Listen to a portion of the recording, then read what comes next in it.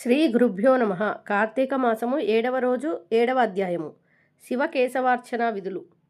వశిష్ఠుల వారు జనకునకింకను ఇట్లా బోధించిరి. రాజా, కార్తీక మాసం గురించి దాని మహాత్మ్యము గురించి ఎంత వినినను తనివి తీరదు. ఈ మాసములో శ్రీ మహావిష్ణువును సహస్ర కమలములతో పూజించిన వారి ఇంట లక్ష్మీదేవి స్థిరముగా ఉండును. తులసీ దళములతో గాని బిల్వపత్రములతో గాని సహస్రనామ పూజ చేసిన వారికి జన్మరాహిత్యము కలుగును.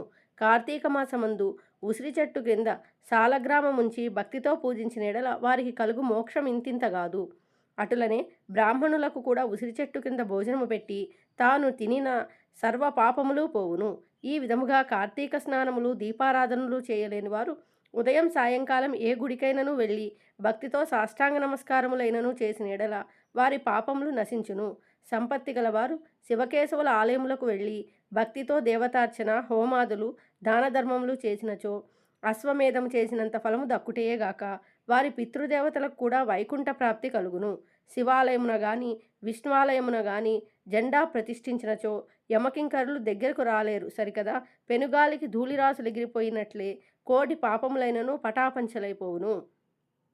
ఈ కార్తీక మాసంలో తులసికోట వద్ద ఆవు పేడతో అలికి వరిపిండితో శంకుచక్ర ఆకారంలో ముగ్గులు పెట్టి నువ్వులు ధాన్యములు పోసి దానిపై ప్రమిద నుంచి నిండా నువ్వుల నూనె పోసి ఒత్తిని వేసి వెలిగించవలెను. ఈ దీపము రాత్రింబవళ్ళు ఆరకుండా ఉండవలెను. దీనినే నందాదీపము అందురు. ఈ విధముగా చేసి నైవేద్యమిడి కార్తీక పురాణము చదువుచుండి నెడల హరిహరులు సంతసించి కైవల్యమొసంగెదరు. అటులనే కార్తీక మాసంలో ఈశ్వరుని జిల్లేడు పూలతో అర్చించిన ఆయుర్వృద్ధి కలుగును. సాలగ్రామమునకు ప్రతినిత్యము గంధము పట్టించి తులసీ దళములతో పూజించవలెను. ఏ మనుజుడు ధనము బలము కలిగియు కార్తీక మాసమందు పూజాదులు సలపడో ఆ మానవుడు మరుజన్మలో సునకమై తిండి దొరకక ఇంటింటా తిరిగి కర్రలతో దెబ్బలు తింటూ నీచ స్థితిలో చచ్చును. కావున కార్తీక మాసము 1 రోజులు పూజలు చేయలేని వారు ఒక్క సోమవారమైనను చేసి శివకేశవులను పూజించినను మాసఫలము కలుగును.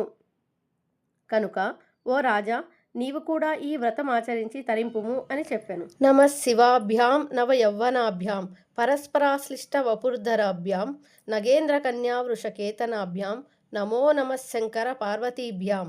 సప్తమాధ్యాయము 7వ రోజు పారాయణము సమాప్తము.